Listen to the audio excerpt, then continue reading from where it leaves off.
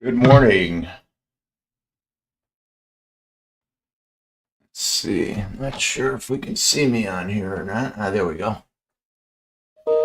Good morning, everybody. Today is Tuesday, March 17th, and let's get into economic data today. The only thing we have on the dockets for today is pending home sales at 9 a.m. And aside from that, I think Wednesday we're going to have FOMC. We got Fed speak at 1 o'clock, and then you're going to have the press conference at 1:30 tomorrow. That should move things tomorrow, so we will pay attention to tomorrow about 1 o'clock in the afternoon. We'll see what happens there. So we can get into our broader markets. They are pushing higher right now, pre-market here. If you're new to the channel, subscribe to the channel, hit that thumbs up button, like this video, and go down to the description area and find that link for the Discord community for live trading from 9:30 a.m. to 11 a.m. Eastern time. And in that trading room, we do trading with Tesla options, and we go over some other advanced, some basic trades along with some advanced trades as well. So let's start with the VIX, what we've been looking at lately. So the VIX is starting to calm down a little bit, starting to get down to the area that we want to be in. You want to be in this, let's get down here to the 4 hours so we can see where we want to be. We want to be down below this $20 range here. We're still a little elevated here, and we still have this little gap down that was from the weekend. So you're going to probably need that to fill at some point.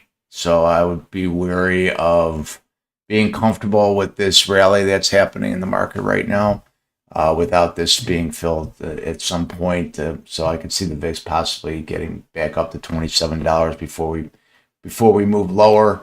It is good. We're getting close to this 20-day SMA, so would not be surprised if you get a little bounce out of this and move higher. You have to treat the VIX just like a regular stock, right? With these moving averages, it acts just the same way, right? You can see how it's been moving over, moving just above these moving averages. We're above the 200, above the 50, above the 20, and still above it. So it's still, the VIX is still elevated right now.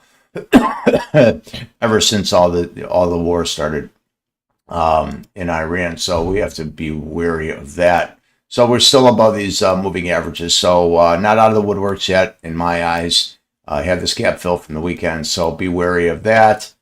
That being said, let's get over to the ES, and here we go. So we are pushing higher, like I said, pre-market here. Yesterday, kind of choppy. We are chopping around. It seems like we're just kind of chopping around in this range here. Not really pushing higher. We're still below all these moving averages here. Here's the 20 sitting at 68.2183. Obviously, you have the 100 at 68.89, and then the 50 at 68.98. So still quite a bit distance. It's still quite a distance away from the below these moving averages here. So still could move higher into these moving averages, but then I would expect that we get a little resistance up here. Definitely, the first resistance would be at 68.14.5. It's January's monthly low of this year. So I would watch that. As far as the downside is concerned, I think if you're going to want to hold this weekly low from November of last year at 66.84.5, you don't want to watch that. So if you lose that level, we lost a little bit in pre-market. If you lose that level, I think you're coming down to the 66.39.25, which we got down to on Friday. And then if you lose that 66.39.25, I think you're going to go down to the aftermarket low, which was 66.08.5 on Friday. Below that, 65.81.75, which is July of 2025's monthly high. And then if you lose that, I think there's quite a bit of distance for the next level of support that I have down here at 64.90. So not quite out of the woodworks yet. I think in order to be comfortable with the upside, you're going to want to get over this this gap down level at 67.40. All kinds of levels of resistance I have up here: 67.40, 67.51.5, and then 67.61.95. If you do get above this 67.61.95, I think it's a clear shot up to this monthly low at 68.14.5. So let's get into the SPY. Again, if you're new to the channel, subscribe to the channel, hit that thumbs up button and like this video. hit that bell for future notifications on videos that I do make. Same thing, SPY is, pretty similar mirror image. We are, still in this downtrend here, but we are starting to consolidate a little bit here. So you're not sure what we're going to get right now. I think it's kind of a waiting game. I think there was a overnight, I think one of the main Israeli leaders was killed last night as well. So, cutting off all these heads, I think, is great. However, you're still going to need somebody to make a decision. So I'm not sure what the POA is with that. But that being said, same thing on the SPY. You have to get over this 672.38 in order to move into the 674.23. If we can get above that 674.23, you're going to probably get some resistance at that 675.75, which is the February's monthly low. These monthly lows, once you break these levels, they come back up here. They'll act as a break and retest. So you break them, come back up, retest it, and then head lower again. So again, same thing as the ES. We're below these moving averages. The 20-day moving average sitting at 680.80. You have the 100-day sitting at 682.31, and you have the 50 sitting at 686.12. So we're still below all these moving averages. So, long-term longs are not in play yet until we can regain all those moving averages. So I'd be wary on, just look for levels of pop and fades, to get some more downside here. However, we are above the 20-day moving average, so that is positive, 659. So I would say if you do lose this 667.34 level, which is September of 2025 monthly's high, I think you will probably come down and test that 200 moving average. We have not tested it yet, and that's at 659. So you'll probably get some bounce off of that, and then if you lose that, you'll probably come and test this October 2025 low, rather. It's 652.84. So let's get over to the NASDAQ. Again, if you're new to the channel, subscribe to the channel, hit that thumbs up button, like this video, hit that bell for future notifications on videos that I make. Moving up, on the NASDAQ, same thing. We are closer to the 20-day moving average on the NASDAQ than the 20 is sitting at 24,889.38. I'm going to, I do like this. This is Friday. This is Friday's high here at 24,805.25. If you can get above that average here, above that level rather. We tried to get above it yesterday, and it just kind of got slammed, actually. You see this big wick here. We're looking at a 15-minute chart, by the way, so you can see, try to get up there. So there's big sellers up at this level. So I would say, longs will come into play if you can break and hold above that 24,805.25 level. Right now, it's definitely showing that there's some sellers up there. And so now I would definitely look for, you're going to probably have to look to see if we can hold, I would say this low from yesterday, 24,611.67. So I'm going to just mark that as a green. I'm not even going to label it. It'll be just a one-day thing. This will be a one-day thing as well. Not even going to bother labeling that. So we got our lows. Here's our low from yesterday, 24,611.97. That gap down is your line in the sand in the middle there. So it's kind of like your equator, right? So we're going to watch that level right there. There's your high from Friday. So you're kind of trapped here. And then you have a regressional trend line here from October 2025. So if you lose, I would say if you lose yesterday's lows, 24,611.97, you come down here for some support at 24,495. Which is August of 2025's high. Let me move that over to the left here. Get that out of the way for 25. And then below that, you've got March 9th point of control level that's filled at 24,403.71. I did like that level, so I'm leaving that level up there. I like the way that it responded off of that level. And then below that, if you did lose that, you have a lower regressional trend line sitting here from October 30th at 24,331.82. And then you've got another level of support here where you could see it responded nicely, 24,300, which is July of 2025's high. So let's get over to the Qs. Now we'll get over to Tesla, and then we will call it a morning. So Qs is going to be very similar.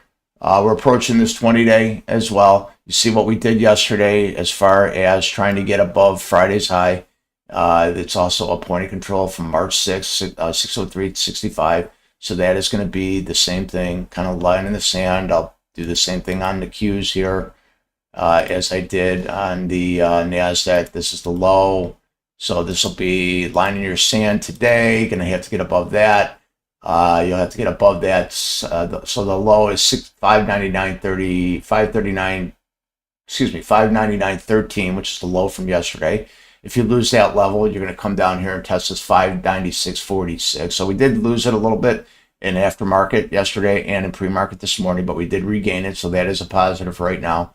So I think you got some decent levels to hold here. This 628 level, which is December of 2025's monthly low. So we are holding that right now, which is positive.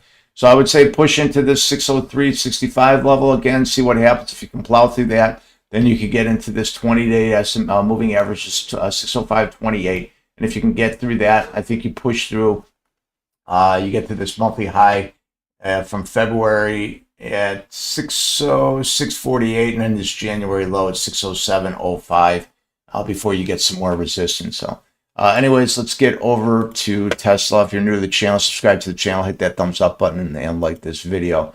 Tesla. So I did not have a great trading day yesterday. I was thinking Tesla was going to move up into this 20-day moving average yesterday. The 20-day did adjust now, so it did adjust down to this high. So the 20-day is now going to be at this 403.73, which was yesterday's high. So when the market pulled back here, this is where I got long again, and then it just got thrown in my face, and I just not have a great. I had a good trading day up until this candle right here, and then all of a sudden, I don't know if there was some news that came out and just smacked me in the face, but not one of my better trading days yesterday. So that's trading though, and you're just gonna have to, lick your wounds and move ahead, and just understand that that's what happens. So, but as far as today is concerned, right now, here's your line in the sand. This 395.85. This is 200-day exponential moving average. You're gonna want to see that. You want to see us regain that. So if you can regain that level right there, then I think you could push higher and regain all this downside we had there yesterday.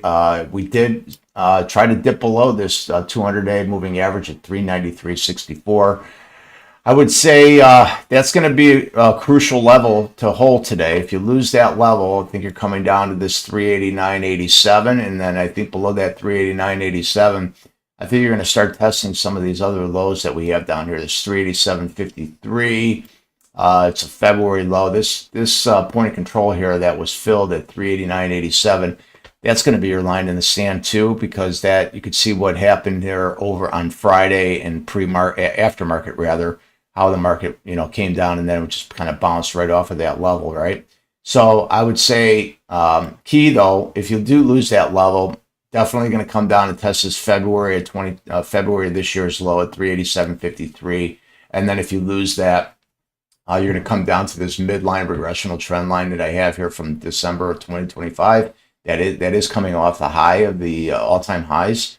So this is going to be 384.53, and if you lose that 384.53, you come to the weekly low from November 382.78, and then below that, I think it's going to be a clear shot down to this 365.90 level, and that is an open point of control that we have from September 11th, and then below that, there's going to be some further downside, I think, if you lose this level here. If you lose this level sitting here at from November 10th, which is sitting here at 382. That's going to be an important level, though. So if you do get that downside there, you're going to want to hold this level. Otherwise, we're going to start hitting these point of controls that we have open, this 365.90, and then come and test that high at 355.87, which is a weekly high from September of last year. And then this last point of control we have level, this last point of control level we have open at 333.78.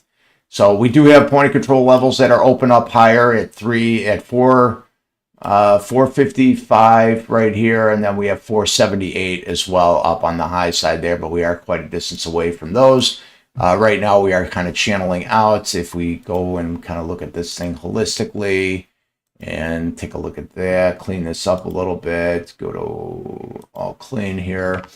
Still kind of trending down here. Try to break this trend here, but we are still lower highs and kind of not really lower lows, so it's still kind of consolidating a little bit in here. but you could see we are still stair stepping down, right? So I would say this 395.75 is going to be an important level to get above today. If we lose that, I think we could come down to this 380.41 will probably be another level that we, definitely target down here. So gotta watch. My bias is definitely downside. I had a downside bias yesterday.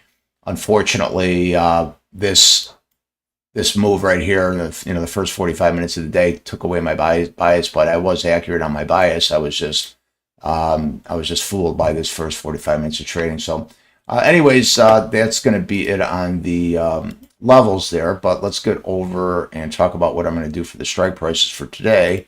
So the strike price we're going to use for today, I'm going to use tomorrow's expiration date, which is March 18th. I'm going to have the 400 calls up here. So they closed at $3.20. I'll probably open up a little lower, maybe, because we lost a day of theta there. So probably pretty close, maybe in the high twos. And then 390 puts. So I would expect probably going to open up pretty similar in price. So they both could be open up in the high twos in the premium. So we'll take a look at see what that is. But you pretty much have 2 days of trading with that. So I don't anticipate the premium prices to be that volatile, right?